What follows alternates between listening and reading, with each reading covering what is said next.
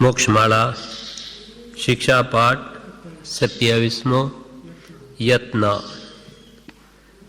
યત્ન યત્ન એટલે સાચવીને કામ કરવું, જેથી જીવોની હિંસા ન થાય. હિંસાને રોકવા માટે સાવધાની રાખવી તેનું નામ યત્ન છે. એટલે દરેક કામ યત્નપૂર્વક કરવું. એમાં પરમ કૃપાલદેવ જણાવે છે, જેમ વિવેક એ ધર્મનું મૂળ તત્વ છે, તેમ યત્ન એ ધર્મનું ઉપતત્વ છે. જેમ વિવેક એ ધર્મનું મૂળ તત્વ છે, વિવેકનું મૂળિયું, ધર્મનું મૂળિયું તે વિવેક છે. જ્યાં વિવેક છે ત્યાં ધર્મ છે. હિત અહિતના ભાન સહિતની ક્રિયા તે જ ધર્મ પ્રગટાવી શકે. આત્માનું હિત શામાં છે કે આત્માનું અહિત શેમાં છે એ જાણવું, જાણીને એ પ્રમાણે પ્રવર્તવું, તે બધી ધર્મની ક્રિયા. ધર્મ એટલે વસ્તુનો સ્વભાવ, આત્માનો જે શુદ્ધ નિર્મળ કેવલ નામમય છે એ કેમ પ્રગટે? તે વિવેકપૂર્વક વર્તીએ જ પ્રગટે. ભગવંતે જેમ કહ્યું હિત અહિત તે ધ્યાનમાં લઈને ધર્મ આરાધન કરે તે સતને પામે. એટલે વિવેક એ ધર્મનું મૂળ તત્વ છે, મૂળિયું છે, મુખ્ય ધોરી મૂળ. અને તેમ યત્ન એ ધર્મનું ઉપતત્વ છે. જે મુખ્ય મૂળ હોય એની પાસે ઝાડના બીજા ઘણા મૂળિયા હોય, તેમ યત્ન એ ઉપતત્વ છે. એટલે એ મૂળિયાની જેમ બીજા જે મૂળિયા હોય તેમ એ ગૌણ તત્વ છે. મુખ્ય તો વિવેક, હિત હિતનું ભાન, આત્માનું કલ્યાણ સામા છે એ પ્રમાણે વર્તવું તે ધર્મનું મૂળ તત્વ. અને યત્ન એ ધર્મને પાળવામાં સહાયક છે, માટે એને ઉપતત્વ કહ્યું અથવા ગૌણ તત્વ કહ્યું. વિવેકથી ધર્મ ગ્રહણ કરાય છે અને યત્નથી તે તત્વ શુદ્ધ રાખી શકાય છે. ધર્મની પ્રાપ્તિ જ વિવેકથી થાય અને યત્ન વડે જે ધર્મ ભગવંતે ઉપદેશ્યો તત્વ તેને શુદ્ધ રાખી શકાય, તે પ્રમાણે વર્તન કરી શકાય. 5 સમિતિરૂપ યત્ન તો બહુ શ્રેષ્ઠ છે. કૃપાલ કે હવે કેવી રીતે યત્ન પાડવી, તેના માટે ભગવાનને 5 સમિતિ કહી છે. પણ એના પહેલા એ સંબંધી બ્રહ્મચારી વિવેચનો કે છે. શિક્ષા પાઠ 27 યત્ન મોક્ષમાળા વિવેચન. એમાં કહ્યું, બીજા જીવોને હરકત ન થાય તેમ સાચવીને કામ કરવું. આપણે કંઈ પણ લેવું, મૂકવું, ખાવું, પીવું, ચાલવું, બધી ક્રિયા કરતાં બીજા જીવોને દુઃખ ન થાય, બીજા જીવોને હરકત ન થાય તેમ સાચવીને કામ કરવું, કાળજી રાખવી, એ પ્રકારનો જે પ્રયત્ન પુરુષાર્થ તે યત્ન છે. કોઈ પણ કામ ગ્રસ્તને કરવું પડે, મુનિને પણ કરવું પડે. આત્મધ્યાનમાં હોય ત્યાર તો ન કરે, પણ એમની શરીર છે એટલે શરીર સંબંધીની ક્રિયા તો એમને પણ કરવી પડે. એમને ચાલવું પડે, બોલવું પડે, ખાવું પીવું પડે, લે મૂક મેલવું પડે. તો એ બધી ક્રિયામાં કોઈ જીવની હિંસા ન થાય એમ કાળજી રાખી સાચવીને વર્તે તેનું નામ યત્ન છે. જેમ કે આ વસ્તુ અહીંયા મૂકવી છે તો પહેલાં જુએ કે અહીંયા કોઈ જીવજંતુ તો નથી, જોઈને મૂકે. તેમ ચાલવું હોય તો 2 ડગલા આગળ જોઈને ચાલે કે કોઈ જીવજંતુ તો નથી, કીડી મકોડી. એમ સાવધાની રાખે તો બિચારા નિરપરાધી જીવો બચે. અને ગમે તેમ વાતો કરતો, ગમે ત્યાં ઊંચું નીચું જોતો ચાલ્યા કરે તો બિચારા પગ નીચે નિરપરાધી જીવો આવીને મરી જાય. એમ સાવધાની રાખી હિતકારી હોય તેમ પ્રવર્તવું, સાવધાની રાખી હિતકારી હોય તેમ પ્રવર્તવું તે યત્ન છે. વિવેક એ ધર્મનું મૂળ તત્વ છે, તેમ યત્ન એ ધર્મનું ઉપતત્વ છે. વિવેક એ ધર્મનું મુખ્ય તત્વ તેમ યત્ન એ ધર્મનું ઉપતત્વ છે. મૂળ તત્વ એટલે ધર્મને પોષનાર એક ધોરી મૂળ જેવું મૂળ તત્વ, ધોરી મૂળ જેવું મૂળ તત્વ, અને ઉપતત્વ એટલે વૃક્ષના ધોરી મૂળ સિવાયના બીજા મૂળિયાની જેમ ગૌણ તત્વ.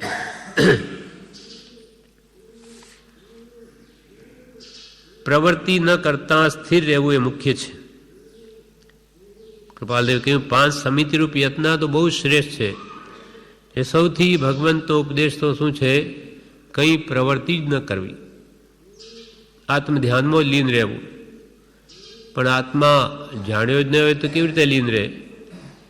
એટલે પ્રવૃત્તિ ન કરતા સ્થિર રહેવું તે મુખ્ય છે. મુખ્ય આજ્ઞા તો ભગવાનની એ છે ગુપ્તી. ત્રણેય યોગની સ્થિરતા કરીને સ્વરૂપમાં જ રહો તો આત્માનું અનંત સુખ અનુભવો, તેમજ નવા કર્મના પણ બંધ ન થાય. એટલે મુખ્ય ભગવાનનો ઉપદેશ તો ગુપ્તી છે. એ આપણને અપૂર્વ અવસરમાં કહ્યું. આત્મસ્થિરતા 3 સંક્ષિપ્ત યોગની મુખ્યપણે તો વર્તે દેહ પર્યંત જો. ઘોર પરિસહ કે ઉપસર્ગ ભયે કરી આવી શકે નહીં તે સ્થિરતાનો અંત જો. અપૂર્વ અવસર એવો ક્યારે આવશે? એ ભગવાન, મારો એવો અપૂર્વ અવસર ક્યારે આવશે કે જ્યારે મારે આત્માની સ્થિરતા 3 સંક્ષિપ્ત યોગની, મન વચન ને કાયા, એ 3 યોગ સંક્ષિપ્તને સ્થિર થઈ જાય. આત્મ સ્થિરતા 3 સંક્ષિપ્ત યોગની, મન વચન કાયાના યોગની, આત્મસ્થિરતા 3 સંક્ષિપ્ત યોગની મુખ્યપણે તો વર્તે દેહ પર્યંત. જ્યાં સુધી મારો દેહ રહે ત્યાં સુધી આત્મામાં સ્થિર થઈને રહું એવી ભાવના ભાવે છે. અને ઘોર પરિસર આવે, ઉપસર્ગ આવે, ઘોર પરિસર કે ઉપસર્ગ ભય કરી આવી શકે નહીં તે સ્થિરતાનો અંત જો. તે સ્થિરતા મારી ભંગ જ ન થાય અને હું મન વચન કાયાના યોગને સ્થિર કરીને આત્મામાં સ્થિર રહું, એવું ભગવંત, એવો અવસર મારો ક્યારે આવશે? જે મહાત્માઓ આવી રીતે આત્મધ્યાનમાં લીન થઈ અને સર્વ કર્મને ખપાવી અને મુક્તિ મેળવે છે, એવો મારો અવસર ક્યારે આવશે? એટલે પ્રવૃત્તિ ન કરતા સ્થિર રહેવું તે મુખ્ય છે. ગુપ્તી એ મુનિનો મુખ્ય ધર્મ છે. પછી ગુપ્તી એટલે મન વચન કાયાના યોગને સંકોચી આત્મધ્યાનમાં રહેવું તે ગુપ્તી. પણ ગુપ્તીમાં ન રહી શકાય, હંમેશા તો બહાર પ્રવર્તન કરવું પડે, ત્યારે પછી સમિતિમાં પ્રવર્તે. એટલે પ્રવૃત્તિ ન કરતા સ્થિર રહેવું તે મુખ્ય છે. તેમ ન રહેવાય ત્યારે પ્રવૃત્તિ કરવી પડે તો કેમ કરે તે વિશે નિયમો પાળવાના હોય છે. આત્મધ્યાનમાં તો કોઈ પ્રવૃત્તિ છે જ નહીં. ધ્યાન અવસ્થામાં તો આત્મ સ્વરૂપમાં લીનતા છે. પ્રભુ કે અમે આત્મધ્યાનમાં લીન હોઈએ ત્યારે બહાર ઢોલ વાગતા હોય તો પણ અમને ન સંભળાય. એટલી બધી આત્મામાં લીનતા હોય છે મહાપુરુષોને. ઢોલ વાગે તો એ પ્રભુ કે અમને નહીં સંભળાય. પર એ અવસ્થા વધારે વાર ટકતી નથી. એક 48 મિનિટ સુધી એ અવસ્થા ટકી રહે તો કેવળ જ્ઞાન ઉપજે. પણ એ 48 મિનિટ લાવવા માટે ભગવાન ઋષભદેવને 1000 વર્ષ પ્રયત્ન કરવો પડ્યો. ત્યારે આવી રીતે દીક્ષા લીધા પછી પણ 1000 વર્ષ પ્રયત્ન કરવો પડ્યો, ત્યારે 48 મિનિટ આવી. ભગવાન મહાવીરને 12.5 વર્ષ રાત દિવસ પ્રયત્ન કરી અને બધા કર્મોને લગભગ ખપાવી નાખ્યા, ત્યારે આવી સ્થિરતા આવી 48 મિનિટની કેવળ જ્ઞાન પ્રગટ્યું. જેવા જેવા કર્મનું બાહુલ્ય વિશેષ હોય તો વિશેષ સમય લાગે. અને મલ્લીનાથ ભગવાન જેવાને સવારમાં દીક્ષા અને સાંજે કેવળના. કર્મ ઓછા હોય તો વહેલું પતે, નહીં તો સમય વધારે લાગે. પણ મુનિઓનો મુખ્ય ધર્મ તો ગુપ્તીમાં જ રહેવાનો છે. 3 યોગની સ્થિરતા કરી સ્વરૂપમાં તન્મય રહેવું. પણ ન રહી શકે તો તેમ ન રહેવાય ત્યારે પ્રવૃત્તિ કરવી પડે તો કેમ કરે તે વિશે નિયમો પાળવાના હોય છે. 5 સમિતિરૂપ યત્ના સાધુઓ પાળે છે. ગ્રહસ્થ પણ યથાશક્તિ પાળી શકે. ચાલવું, બેસવું વગેરે દરેક પ્રકારની પ્રવૃત્તિ આ 5 સમિતિમાં સમાવેશ પામે છે. સમ્યક પ્રકારે પ્રવર્તવું તેનું નામ સમિતિ છે. જ્યારે મુનિ મહાત્માઓ પણ આત્મધ્યાનમાં ન રહી શકે ત્યારે એ પણ સ્વાધ્યાયમાં ઉપયોગને રોકે, શાસ્ત્ર લખવામાં રોકે, કોઈને ઉપદેશ આપવામાં સમય રોકે, પણ એ કંઈ એવી ઉત્તમ શુભ ભાવમાં પણ ન રહે તો એ અશુભ ભાવમાં આવી જાય. શુદ્ધ ભાવ એ આત્મધ્યાન છે, એમાં ન રહી શકે ત્યારે 5 સમિતિરૂપ યત્ન એમને પણ બહાર ઉપયોગ આવે એટલે ધ્યાન રાખવું પડે છે. અને શરીર છે તો હાલવું ચાલવું પડે, બોલવું પડે, આહાર પાણી પણ લેવા પડે, પછી કોઈ વસ્તુ પણ મૂકવી લેવી પડે, પીછી કમંડલ વગેરે એમને પણ હોય, અને અંતે મળમૂત્ર આદિનો પણ ત્યાગ કરવો પડે. તો આ જે 5 ક્રિયાઓ તે મુનિઓને પણ કરવી પડે. તો કે છે બહુ જ સાવધાનીપૂર્વક કરવું. એ ક્રિયાઓ કરવી પડે, એના વગર ટકેની શરીર અથવા સાંસારિક કોઈ કાર્ય ન થઈ શકે. તો તમારે કે કેમ કરવું તે જ્ઞાનીએ બતાવ્યું છે. તે 5 સમિતિરૂપ યત્ના સાધુઓ પાળે છે, પણ ગ્રસ્તાશ્રમમાં રહેલા જીવો પણ યથાશક્તિ એ 5 સમિતિનું પાલન કરી શકે. પહેલી ઇરિયા સમિતિ એટલે કેમ ચાલવું. ઇરિયા એટલે ચાલવું. ચાલે ત્યારે હિંસા ન થાય તેમ જોઈને પગલું ભરે. 2 ડગલા આગળ જોઈને પગલું ભરે. ચાલે ત્યારે હિંસા ન થાય તેમ જોઈને પગલું ભરે. સ્વાધ્યાય કરતો ચાલે ત્યારે જોયા વગર ચાલે તો ઇરિયા સંમતિ ન પડે. માનો કે પુસ્તક વાંચતો જાય ને ચાલે તો ઉપયોગ રહ્યો પુસ્તકમાં, અથવા વાતો કરતો ચાલે, ઊંચું નીચું જોતો ચાલે, એટલે નીચે કયા જીવો છે એને ક્યાંથી ભાન રહે? તો કે ત્યાં ઇરિયા સમિતિ ન પડે. પ્રવૃત્તિ કરે તો તે સમિતિપૂર્વક હોવી જોઈએ. એટલે ચાલતી વખતે 2 ડગલા ધ્યાન રાખીને ચાલવું કે જેથી હિંસા ન થાય એને ઇરિયા સમિતિ કહેવામાં આવે છે. મુનિ સર્વથા પાળે, પણ ગ્રસ્ત પણ આવી રીતે આગળ જોઈને ચાલી શકે તો એ પણ બિચારા નિરપરાધી જીવો મરે નહીં, તો એના નિમિત્તે હિંસા થાય નહીં અને પાપ લાગે નહીં. એટલે ગ્રસ્ત પણ અમુક હદે તો પાળી શકે છે. પછી ભાષા સમિતિ. ભાષા એટલે બોલવું. બીજાને દુઃખ થાય, વેર બંધાય, પોતાને કર્મ બંધાય તેવું ન બોલે. કઠોર ભાષા, માર્મિક ભાષા ન બોલે, પણ હિત મિત ને પ્રિય બોલે. હિતકારી બોલે, માપસર બોલે અને પ્રિય બોલે. બીજાને ગમે એવું બોલે, નહીં તો બોલે જ નહીં, મૌન રહેવું એ વધારે સારું છે. એમ બીજાને દુઃખ થાય કે વેરભાવ બંધાય અને પોતાને પણ કર્મ બંધાય એવું ન બોલવું. કુથલી કરવી, કોઈની નિંદા કરવી નહીં. બને ત્યાં સુધી તો બોલવું જ નહીં. એ ભગવાનની તો મુખ્ય આજ્ઞા છે, અને બોલવું જ પડે. તો દોષ ન લાગે તેમ હિતકારી, માપસર અને સામાન્ય પણ પ્રિય લાગે એવું બોલવું. એવી ભગવાનની આજ્ઞા છે. વિચારીને બોલવું. એમ ઇરિયા સમિતિ. પછી આ ભાષા સમિતિ મુનિઓ સર્વથા પાળે, પણ ગ્રસ્થ પણ ઘણું એમાં જો ઉપયોગ રાખે તો, વિચારીને બોલે તો ઘણો એમાં પણ ઉપયોગ રાખીને એક ઓછા કર્મ બાંધી શકે. હવે ત્રીજું એષણા સમિતિ. એષણા એટલે આહાર પાણી સંબંધ. આહાર પાણી સંબંધી પાપ ન લાગે તેમ વર્તે. મુનિઓને 42 દોષ રહિત શુદ્ધ આહાર હોય તો જ લે, નહીં તો લે જ નહીં. અને ઉદ્દેશિક આહાર ન લે કે ભાઈ આ મારા માટે બનાવવામાં આવ્યો છે તો ન લે. એમ આહાર અને પાણી પણ એ નિર્જીવ પાણી વાપરે, એટલે કે ગરમ કરેલું. એમ આહાર પાણી સંબંધી પાપ ન લાગે તેમ વર્તે ખાંડવું, દળવું, પાણી ભરવું, ચૂલો સળગાવવો, ઝાડુ કાઢવું વગેરે પાપ પ્રવૃત્તિ આહાર નિમિત્તે થાય છે, તેમાં દયા કાળજી રાખે તો ત્રસજી બચે, તે માટે ઈંધણ ખંખેરી વાપરે વગેરે.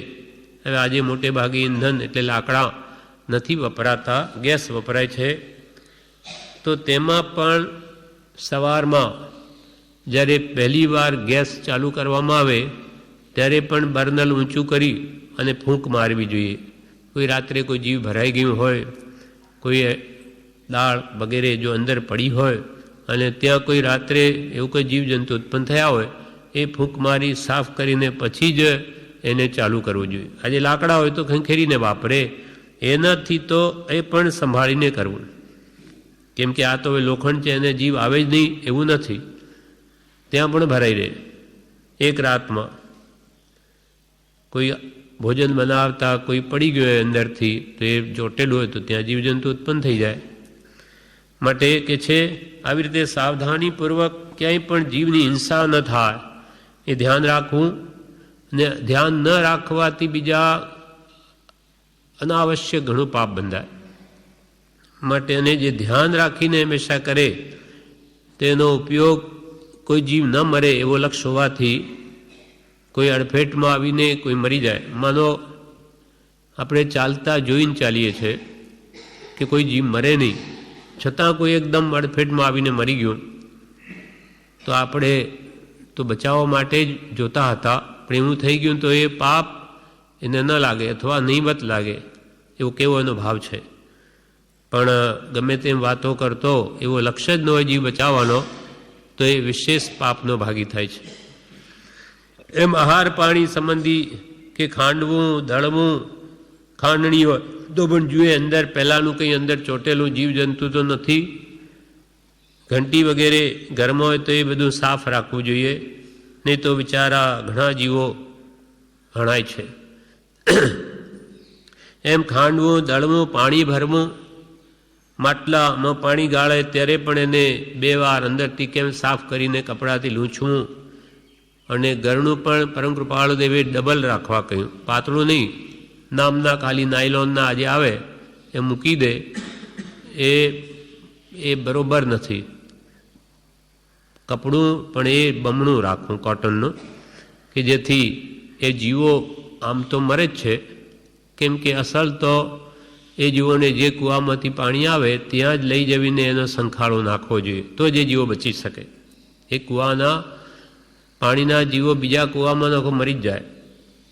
પણ હવે આજે તો બધા નળ પંપ થઈ ગયા, હવે ક્યાં લઈ જઈને નાખે? તો પણ એ જીવો ગાળવાથી એ ત્યાંના ત્યાં મરે જ છે.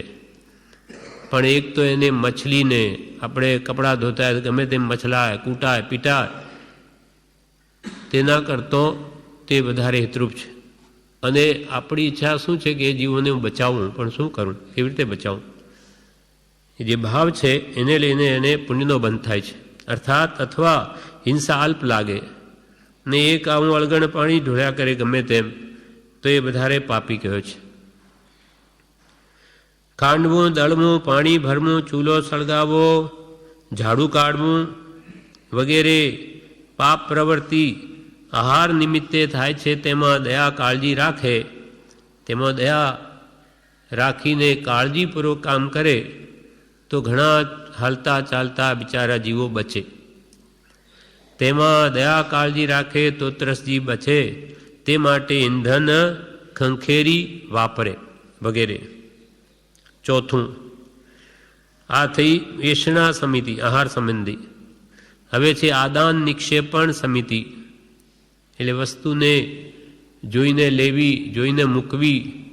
કોઈ ઠેકાણે મૂકતા ધબ દઈને નાખી દે એમ નહીં, ક્યાંય કોઈ જીવજંતુ હોય તો એમ વસ્તુ જોઈને મૂકવી, લેવી. કાચના વાસણ સાચવીને જેમ મૂકે તેમ લેવા મૂકવામાં ઉપયોગ રાખે. કાચનો ગ્લાસ હોય કે બીજું કોઈ બરણી હોય તો આમ જ આપણે ફેંકી ન દઈએ, એ ફૂટી જાય તો તેમાં તો શું નુકસાન જઈને કેટલું જાય, પણ પેલા બિચારા જીવો મરી જાય તો એનો આપણને કંઈ લક્ષ ન હોય તો જ્ઞાનીઓ કે બરાબર નથી. તમે 1-2-5 રૂપિયાની શીશી સાચવવા કેટલો ઉપયોગથી મૂકો કાચની હોય તો, અને જ્યારે જીવો ત્યાં છે કે નહીં દબાય એના કરીને ધબ જોયા વગર મૂકી દો તો એ આપણા અંદર દયાના પરિણામ નથી.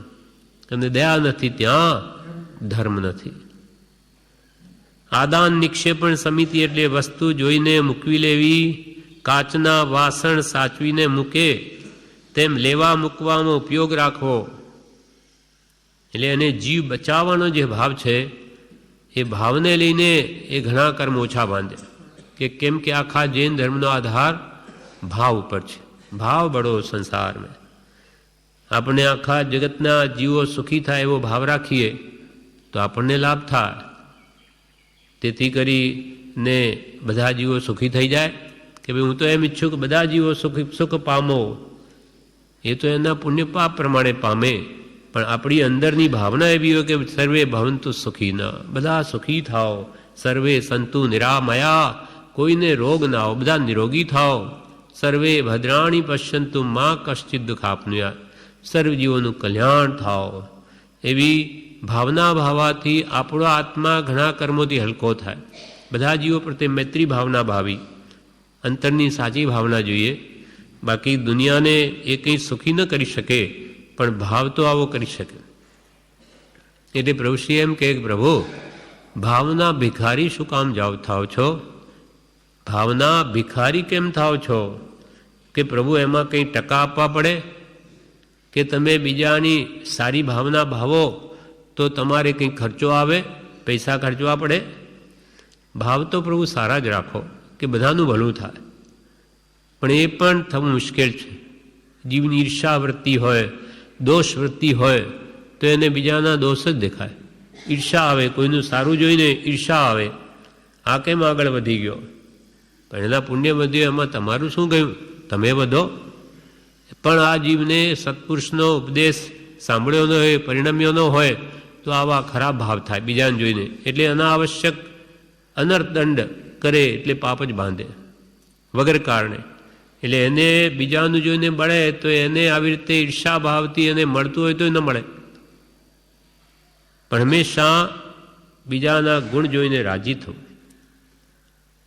ગુણીજનો કો દેખ હૃદય મેં मेरे प्रेम उमड़ आवे, बन्ने जहाँ तक उनकी सेवा करके यह मन सुख पावे. बने जहाँ तक उनकी सेवा करके यह मन सुख पावे. એવી ભાવના હોવી જોઈએ. ગુણીજનો કો દેખ હૃદય મેં મેરે પ્રેમ ઉમડ આવે. પણ ક્યારે થાય? આવી ગુણ ગ્રહણની આપણી ભાવના હોય કે મારે આ ગુણો જોઈએ તો એના પ્રત્યે પ્રેમ આવે, નહીં તો ક્યાંથી આવે? એટલે આ કાળમાં આવી ઉત્તમ ભાવના ભાવી એ પણ મુશ્કેલ થઈ પડ્યું. એટલે કેમ ભાવના ભાવી ઠેઠ મોક્ષ સુધીની એ અપૂર્વ અવસરમાં કૃપાલદેવે આખો બતાવ્યો. એ એને આવડતું નથી. ભાવના બદ્ધ કાવ અપૂર્વ અવસર એવો ક્યારે આવશે? એમાં બધી ઉત્તમ ભાવનાઓ બતાવી છે. હવે પાંચમી સમિતિ ઉત્સર્ગ, પેલું આદાન નિક્ષેપણ. આદાન એટલે લેવું, નિક્ષેપણ એટલે મૂકવું. સમિતિ એટલે ધ્યાનપૂર્વક એ ક્રિયા કરવી. હવે પાંચમી ઉત્સર્ગ સમિતિ. ઉત્સર્ગ એટલે મળ ત્યાગ, મળમૂત્રનો ત્યાગ. મળમૂત્રાદિના ત્યાગમાં જીવોની હિંસા ન થાય તેમ સાચવે. કચરો, પાણી વગેરે જીવ ન મરે તેમ નાખે. ચાલવાના રસ્તાથી દૂર નાખે. મળમૂત્રાદિ ત્યાગ કરે તેમાં પણ જીવો નીચે છે કે નહીં એ સાચવીને નાખે. કચરો હોય, પાણી વગેરે પણ જીવ ન મરે તેવી જગ્યા જોઈને નાખે. ચાલવાના રસ્તાથી દૂર નાખે કચરો. આ પ્રમાણે જે સંભાળીને ક્રિયા કરે તે મુનિ તો સર્વથા એમને આજ્ઞા છે ભગવાનની, એટલે પાંચ સમિતિપૂર્વક જ પ્રવર્તે. અને ગ્રહસ્થ પણ યથાશક્તિ જો ધ્યાન રાખે તો એ પણ ઘણી એવી દયા પાડી શકે છે કે જેથી બિચારા નિરપરાધી જીવો બચે છે. અને અસાવધાની રાખવાથી ઘણા જીવો મરે છે. એ વાત હવે કૃપાલદેવ મોક્ષમાળાના પાઠ યત્નામાં કે છે. 5 સમિતિરૂપ યત્ના તો બહુ શ્રેષ્ઠ છે, પરંતુ ગ્રહસ્થાશ્રમીથી તે સર્વભાવે પાળી શકાતી નથી. 5 સમિતિ ઇરિયા, ભાષા, એસણા, આદાન, ભંડવાદ, પારિષ્ટ, પર્ણિકા સમિતિ, એ 5 સમિતિ તો કૃપાલ કે બહુ શ્રેષ્ઠ છે, પણ તે ગ્રસ્તાશ્રમી જીવથી સર્વભાવે નથી પાળી શકાતી. મુનિઓ પાળી શકે, છતાં જેટલા ભાવાંશે પાળી શકાય તેટલા ભાવાંશે પણ અસાવધાનીથી પાળી શકતા નથી. ઘણા ઉત્તમ ભાવોથી ભાવ હોય તો ઘણા જીવોની રક્ષા કરી શકે, પણ અસાવધાની, બેદરકારી, જીવોને બચાવવાનો ભાવ જ નહીં, જાગૃતિ નહીં, એટલે કે છે કે બીજા ઘણા બિચારા જીવો મરે છે. મરે તો એનું પાપ પણ એને લાગે છે, છતાં જેટલા ભાવાંશે તે યત્ન પાળી શકાય તેટલા ભાવાંશે પણ અસાવધાનીથી, ઉપયોગ રહિત ક્રિયા થવાથી તે પાળી શકતા નથી. જિનેશ્વર ભગવંતે બોધેલી સ્થૂળ અને સૂક્ષ્મ દયા પ્રત્યે જ્યાં બેદરકારી છે ત્યાં બહુ દોષથી પાળી શકાય છે. જિનેશ્વર ભગવંતોએ જે સ્થૂળ આપણને જે બેન્દ્રી, તેન્દ્રી, ચોરેન્દ્રી બધા જીવો દેખાય તેની તો આપણે દયા પાડીએ છીએ કે એ પણ અમુક અંશે, નહીં તો એ પણ જીવો ઘણા મરે. જિનેશ્વર ભગવંતે બોધેલી સ્થૂળ જે નજરે દેખાય તે સ્થૂળ અને સૂક્ષ્મ દયા પ્રત્યે જ્યાં બેદરકારી છે. અમે કંદમૂળમાં એક સોય નેણીમાં જે અસંખ્યાત જીવો કયા, બટાકા વગેરેમાં એ સૂક્ષ્મ ત્યાં બધા જીવો છે, અથવા અહીંયા ખાંડી બધા ભરેલા છે. એ જીવો પ્રત્યે કે હાલતા ચાલતા બધા નજરે દેખાય એ જીવો પ્રત્યે જ્યાં બેદરકારી છે, એટલે જેવો બચાવવાનો ભાવ નથી, ત્યાં તે બહુ દોષથી પાળી શકાય છે સમિતિ. એ યત્નાથી, એ યત્નાની ન્યૂનતાને લીધે છે. યત્ન નથી, સાવધાની નથી, એને લઈને આ દોષ લાગે. ઉતાવળી અને વેગભરી ચાલ, પાણી ગાળી ગળી તેનો સંખારો રાખવાની અપૂર્ણ વિધિ, કાષ્ટાદિક ઇંધનનો વગર ખંખેરે વગર જોયે ઉપયોગ, અનાજમાં રહેલા સૂક્ષ્મ જંતુઓની અપૂર્ણ તપાસ, પુંજા પ્રમાડ્યા વગર રહેવા દીધેલા ઠામ, અસ્વચ્છ રાખેલા ઓરડા, આંગણામાં પાણીનું ઢોળવું, એઠનું રાખી મૂકવું, પાટલા વગર ધગધગતી થાળી નીચે મૂકવી, એથી પોતાને અસ્વચ્છતા, અગવડ, અનારોગ્યતા ઇત્યાદિ ફળ થાય છે અને મહાપાપના કારણ પણ થઈ પડે છે. યત્ન ન રાખે, સાવધાની ન રાખે તો ઘણા કર્મ બાંધે. તેમાં કે ઉતાવળીને વેગ ભરી ચાલ, ઉતાવળો ચાલ્યા કરે કંઈ પણ આગળ જોયા વગર, એવી ઉતાવળી અને વેગ ભરી ચાલ, ઝડપભેર ચાલે. પાણી ગાળી તેનો સંખારો રાખવાની અપૂર્ણ વિધિ, પાણી ગાળીને એનો સંખારો રાખીને જ્યાંથી જે કૂવામાંથી પાણી આવ્યું ત્યાં એ પાછું નાખવું જોઈએ. પણ હવે આજે પહેલાં જમાનામાં એવું જ હતું, જ્યાંથી ગામડાઓ પાણી લઈ આવે એટલે એ જીવાણી એને ગાળીને રાખે, પાછા જાય બીજે દિવસે જ્યાંથી પાણી લે જ કૂવામાં નાખી દે. એટલે એ વિધિ હતી, પણ આજે એ રહ્યું નથી. અનાજ, પાણી ગળી તેનો સંખારો રાખવાની અપૂર્ણ વિધિ, કાષ્ટાદિક ઇંધનનો વગર ખંખેરીએ વગર જોયે ઉપયોગ.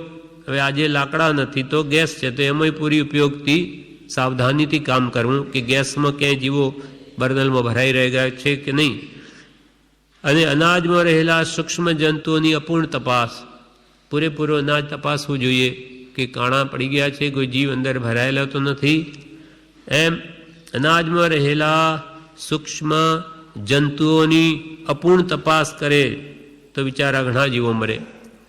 પુંજા પ્રમાડ્યા વગર રહેવા દીધેલા ઠામ, સાફસૂફી કરવા વગરના રહેવા દીધેલા ઠામ, માટલા કે વાસણો વગેરે, અસ્વચ્છ રાખેલા ઓરડા, પોતાનો ઓરડો સ્વચ્છ રાખવો જોઈએ, નહીં તો તેમાં જીવોત્પત્તિ થઈ જાય, કરોડિયા ઘર કરી જાય.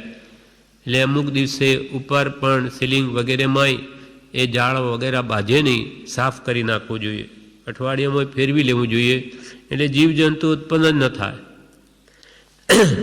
એમ અસ્વચ્છ રાખેલા ઓરડા, આંગણામાં પાણીનું ઢોળવું, તો ત્યાં બધું કીચડ થાય તો જીવજંતુ ઉત્પન્ન થાય.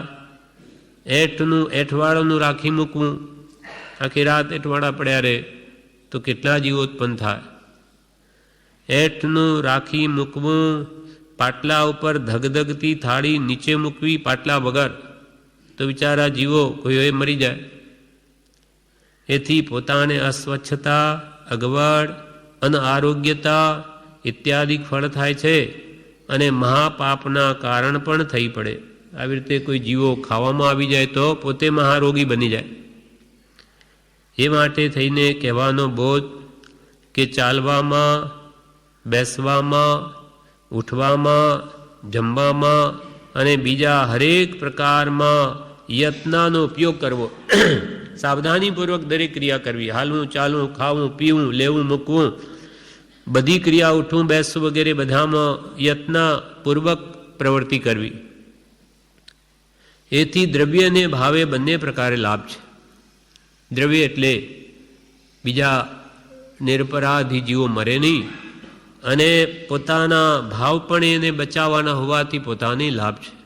અહિંસા પાળવાનો ભાવ હોવાથી પોતાને પણ લાભ થાય.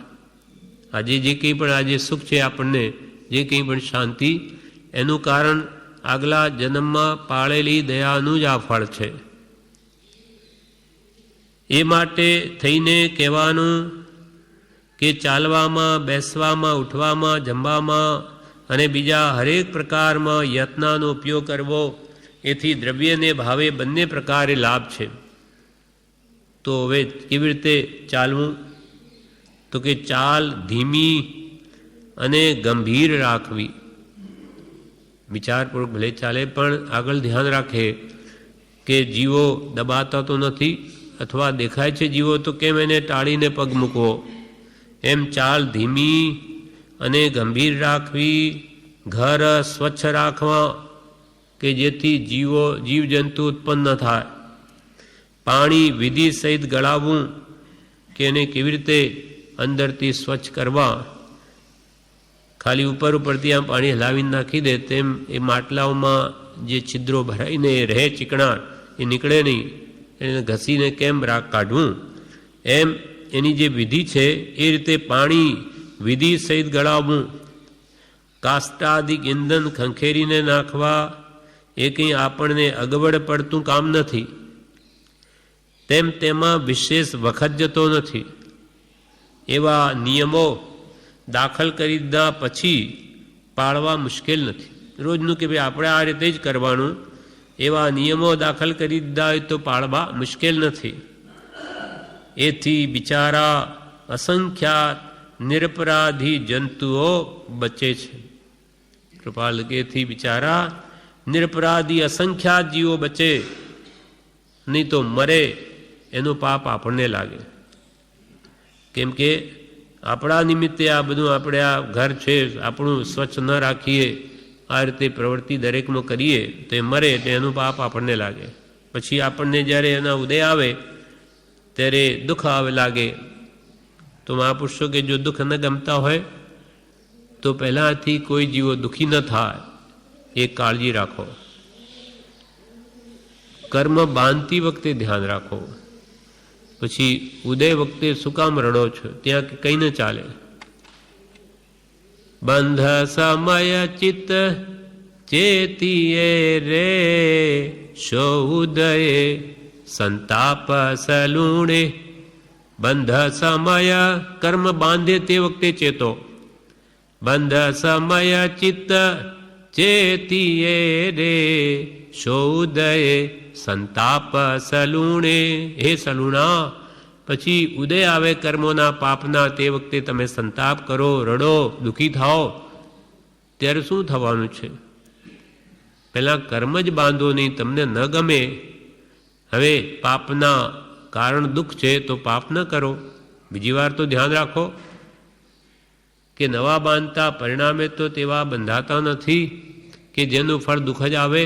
તમને દુઃખ ન ગમતું હોય તો હવે દુઃખ નવું તો ન બાંધો, હવે તો સારું કરો. કૃપાલદેવે લખ્યું છે, અશુભ કર્મ ઉદય આવે વેદતા જો સોચ કરો છો, અશુભ કર્મના ઉદય આવે ત્યારે દુઃખ લાગે, ત્યારે તમે સોચ કરો છો, ચિંતા કરો છો, દુઃખ અનુભવો છો. તો હવે એ પણ ધ્યાન રાખો. બંધાઈ ગયા એ તો હવે કંઈ મારા નાશ પામી જાય એમ થાય નહીં. એ ઉદયમાં આવે, સંભાવે ભોગવવા, અને હજુ સત્તામાં પડ્યા છે તો એને વિશે ધર્મ કર્મ આદિ ઉત્તમ ક્રિયાઓ કરીને એના પશ્ચાતાપ વડે એ કર્મોની તાકાત તોડી નાખવી. પણ નવા તો ન બાંધો.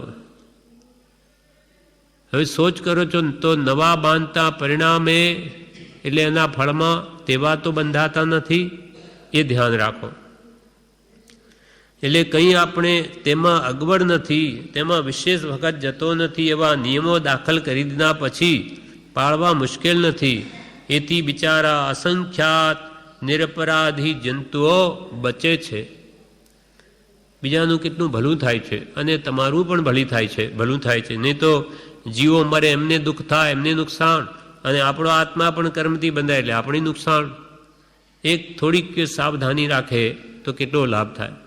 એટલે કૃપાલદેવે આ પાઠનું નામ યત્ન રાખ્યું. યત્ન એટલે સાવધાની, દરેક ક્રિયા સાવધાનીપૂર્વક કરવી. પ્રત્યેક કામ યત્નપૂર્વક જ કરવું એ વિવેકી શ્રાવકનું કર્તવ્ય છે. વિવેકી હિતનું જેને ભાન છે કે મારા આત્માનું કલ્યાણ સામો છે અથવા જે કલ્યાણ ઈચ્છે છે, આવા વિવેકી શ્રાવકે તો પ્રત્યેક કામ કરતાં યત્નપૂર્વક જ કરવું. પ્રત્યેક કામ યત્નપૂર્વક જ કરવું એ વિવેકી શ્રાવકનું કર્તવ્ય છે. વિવેચનમાં કહે છે, ગ્રસ્ત અવસ્થામાં જેટલા અંશે સમિતિ પાળી શકાય તેટલા અંશે પણ અસાવધાનીથી એટલે પ્રમાદને લઈને કાળજી ન રાખવાથી પાળી શકતા નથી. તેટલા અંશે દયા પણ પડતી નથી. માટે ચાલ ધીમી અને ગંભીર રાખવી. બીજાને મોહ ઉપજે તેમ લટકા મટકા કરતા ન ચાલે. ચાલ ધીમી રાખવી, ગંભીર રાખવી. ગંભીર રાખવી એટલે ગંભીર એટલે શાંત. એટલે પ્રમાદને લઈને જીવ કાળજી ન રાખવાથી આ હિંસા થાય, અને જેટલા અંશે હિંસા થાય તેટલા અંશે દયા પણ પડતી નથી. માટે ચાલ ધીમી અને ગંભીર રાખવી.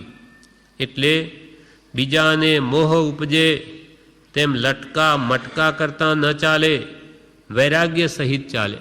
આ ગંભીર ચાલ. બીજાને મોહ ઉપજે એમ ચાલ ન રાખવી. પાણી બેવડું ગળણું કરી કાળજીથી ગાળવું. ગળણું બીજા વાસણમાં તારવી લેવું અને સંખાળો જીવ ન મરે ત્યાં નાખવો. અનાજની અંદર રહેલા સૂક્ષ્મ જંતુ દાણાની અંદર હોય તેની પણ જૈણા કરવી. કે ભાઈ એ તો દેખાતા નથી, પણ આવા સડેલા ધાનો એને કાઢી મૂકવા, બહાર કાઢવા, નહીં તો બિચારા જીવો પછી બફાઈ જાય. આમ ધ્યાન રાખે તો આ યત્નપૂર્વક કરે તો જીવો બચે. હોટલ વગેરેનું ખાવાની કેમ ના પાડે કે ત્યાં કોણ આવું ધ્યાન રાખવાનું છે કે ભાઈ આમાં તો જીવો છે માટે એક એક દાણા કાઢો. એક એના ઉપર એક પ્રસંગ યાદ આવ્યો કે આ હોટલવાળા શું કરે તે. એકવાર એક ચણાનો લોટ આણંદથી લઈ આવ્યા, પછી અંદર જોયું તો અંદર જીવડા. એટલે પછી અમે ત્યાં જઈને કહ્યું કે ભાઈ આ લોટમાં તો જીવડા છે, તમારે ત્યાં લઈ ગયા તો એ શું કે દુકાનદાર કે કંઈ નહીં, કંઈ વાંધો નહીં, લાવો લાવો પાછો લાવો. એ તો અમારા બધા હોટલવાળા લઈ જાય. હોટલવાળા લઈ જાય. જે કંઈ સડેલું બળેલું હોય, નહીં જતું હોય એ બધા હોટલવાળા લઈ જાય. તે પછી બાફી બધા જીવોને ભેગા ને આપણને આપે. આ આપણે પાછા ટેસ્ટથી ખાઈએ. એટલે મહાપુરુષો કે બહારનું ખાવા જેવું નથી, કે એને કમાણીનો લક્ષ્ય છે. એનું સસ્તું કેમ મળે? સડેલું ધાન બગડેલું ગમે તે આવું થયેલું હોય એને કામના હાલી આવે. એટલે મરચી મસાલા બધા નાખીને આપણને આપે કે હા બહુ સરસ. પણ મહાપુરુષો કે બધા જીવો આપણા નિમિત્તે મર્યા એનું પાપડ પણ આપણને લાગે. એટલે ક્યાંય ખાવી હોય તો ઘરે વસ્તુ બનાવી લેવી શુદ્ધ, પણ બહાર ક્યાંય ખાવા જેવું નથી. આજે એવી ટેવ પડી ગઈ, શનિ રવિવાર તો બહાર આખા કુટુંબો જમે, એ બધું ભયંકર છે. પણ આપણા આત્માર્થી જીવોએ ધ્યાન રાખવું કે આવા હોટલમાં ત્યાં કોણ ધ્યાન રાખે, કોણ દયા રાખે, કોણ વાસણ પણ ધુએ, અંદર સડેલું હોય એમનું એ વાસણમાં આથો લાવ્યા કરે, એમ સડેલું જલ્દી આથો આવે. આ જે કંઈ ઇડલી ઢોસા અંદર તપાસ કરે તો ખ્યાલ આવે, બહાર જોવું ન એટલે પછી ખાવું ન ગમે એવું હોય અંદર. એમ ઘરમાં પણ આપણને આવી સાવધાની રાખવામાં આળસ આવે તો પેલા તો નોકરો છે એને શું પડી છે. એટલે બહાર ખાવામાં આ હિંસા વધતા શરીરમાં કોઈ વાર રોગો થઈ આવે, માટે એવું કરવું જ નહીં. એવી આસક્તિ ખાવાની તોડવી. કૃપાલદેવે તો શું કહ્યું કે ખરો આહારનો ત્યાગ શું? સ્વાદનો ત્યાગ, એ જ ખરો આહારનો ત્યાગ છે. સ્વાદ જેટલા સ્વાદ એટલા રોગ છે. એટલે સ્વાદ ઘટાડે તો જેમ કે સ્વાદ વગરની વસ્તુ બની હોય તો આપણને ભૂખ હોય એટલું જ માંડ ખવાય, એથી ઓછું ખવાય કે મેં ભાવે નહીં, સ્વાદ હોય નહીં, એટલે સહેજે શરીર સ્વસ્થ રહે. અને સ્વાદવાળી હોય તો વધારે ગળે ગળાબૂટ ફૂલ ભરી લે. હજુ પણ જગ્યા હોય તો બધું ખાઈ જાઉં, પણ જગ્યા નથી, શું કરું? એમ સ્વાદવાળી વસ્તુ હોય તો વધારે ખવાય, એટલે રોગનું કારણ થાય. વધારે ખાવાવાળા ઘણા મર્યા છે, પણ ઓછું ખાઈને કે મરી ગયો એમ નથી બન્યું. શરીરને તો ઓછો જ આહાર આપવો જોઈએ એમ કહ્યું છે, તો સ્વસ્થતા જળવાય. એકને કહ્યું છે આયુર્વેદમાં કે આંખે પાણી, દાંતે લૂણ, પેટ ન ભરીએ ચારે ખૂણ, બેઉ ટાઈમ જંગલમાં જાય તેનો પૈસો વૈદ ન ખાય. આંખે પાણી, આંખમાં પાણી છાંટે એક ડબલું નાય ત્યારે. દાંતે લૂણ, દાંતમાં લૂણ ઘસે મીઠું. આંખે પાણી, દાંતે લૂણ, પેટ ન ભરીએ ચારે ખૂણ. ચારે ખૂણાએ પેટ ન ભરવું, અડધો ભાગ જ ભરવો. પા ભાગ પાણી માટે રાખવો, 25% હવા માટે રાખવો, ઓક્સિજન. તો કે એને રોગને મોટે ભાગે નહીં થાય. પેટ ન ભરીએ ચારે ખૂણ, બેઉ ટાઈમ જંગલમાં જાય, એટલે સવાર સાંજ પેટ સાફ જો થાય એનો પૈસો વૈદ ન ખાય. હા, એક વખત તો જાય, પણ જેનું સવાર સાંજ બી સ્વસ્થતા એટલી હોય, રોગી તરીકે નહીં, તો કે છે કે એનો પૈસો વૈદ ન ખાય. એમ અહીંયા કે છે બીજા અનાજની અંદર રહેલા સૂક્ષ્મ જંતુ, દાણાની અંદર હોય તેની પણ જરણા કરવી. ઘરે તો આપણે માનો જરણા કરી લઈએ, પણ ત્યાં તો કોઈ જરણા કરે નહીં. આપણે એ વિચારી અને આવા સડેલા ધાન ખાઈને રાજી થવું નહીં તો આપણને કર્મનો બંધ થાય છે. એટલે સૂક્ષ્મ જંતુ દાણાની અંદર હોય તેની પણ જરણા કરવી. ઘર સ્વચ્છ રાખવા, સ્વચ્છ ન રાખવાથી ઘણા જંતુઓ ઉત્પન્ન થાય. સ્વચ્છ ન રાખ, ઘણા જંતુઓ, જીવડાઓ, કરોળિયા અથવા પેલા વાંદાઓ વગેરે બહુ ઉત્પન્ન થાય. એટલે હંમેશા એ જીવો ઉત્પન્ન જ ન થાય એના પહેલાં સાફ સૂફી વિશેષ રાખવી, કે જેથી પછી જીવોને હણવા કે હણાય આપણાથી એવો વખત જ ના આવે. ઘર સ્વચ્છ રાખવા, સ્વચ્છ ન રાખવાથી ઘણા જંતુઓ ઉત્પન્ન થાય. કચરો એંઠવાડ ન રાખવા, કચરો એંઠવાડ ન રાખવા. કાષ્ટ, કોલસા, સંચો, ગેસ વગેરે જોઈ ખંખેરીને વાપરવા, સળગાવવા. તેથી ઘણા જીવોની રક્ષા થાય. તે દ્રવ્યદયા અને પોતાને પાપ ન બંધાય તે ભાવદયા. આવી રીતે સમિતિપૂર્વક, યત્નપૂર્વક વર્તન કરવાથી ઘણા બિચારા જીવોની રક્ષા થાય. તે દ્રવ્યદયા અને પોતાને એવી જાગૃતિ રાખવાથી પાપ ન બંધાય. એટલે પોતે ભાવ એને બચાવવાના કર્યા, તેથી ભાવદયા થઈ. પોતાને કે નોકરોને આ નિયમો પાળવાની ટેવ પાડે પોતાને કે નોકરોને આ નિયમો પાળવાની ટેવ પાડે તો પછી અઘરું નથી. પોતાને કે બીજાને આ નિયમો આપણે પાળવાના જ છે, પોતે કરે અથવા નોકરો હોય તે કરે, એવી રીત ઘરમાં નિયમો પાળવાની નક્કી કરી હોય તો પછી કે કંઈ અઘરું નથી. પોતાને કે નોકરોને આ નિયમો પાળવાની ટેવ પાડે તો પછી અઘરું નથી.